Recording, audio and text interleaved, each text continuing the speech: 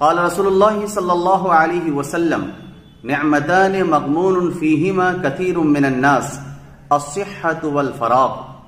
رسول اکرم صلی اللہ علیہ وسلم نے فرمایا اللہ کے ان دو نعمتوں کے متعلق لوگ دھوکہ کھا جاتے ہیں، ایک تندرستی اور دوسری نعمت فرصت۔ اس کا مطلب یہ ہے کہ لوگ ان کی قدر نہیں کرتے ہیں، جس کی وجہ سے خسارہ اٹھاتے ہیں۔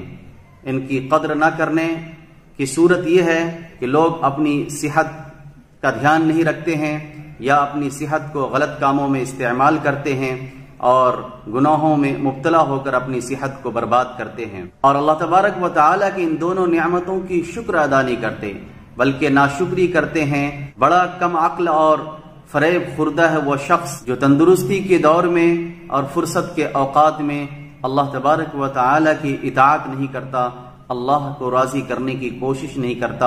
اللہ تبارک و تعالیٰ کے یہاں یہ صحت کے متعلق آپ سے سوال کیا جائے گا، اور اوقات جو آپ کو ملے ہیں، فرصت جو آپ کو ملی ہے، اس فرصت کے بارے میں بھی آپ سے سوال کیا جائے گا۔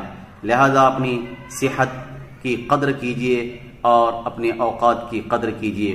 کامیاب ترین وہ شخص ہے جنہوں نے اپنے اوقات کی قدر کی اور اوقات کو اللہ کی رضا کے لیے لگایا۔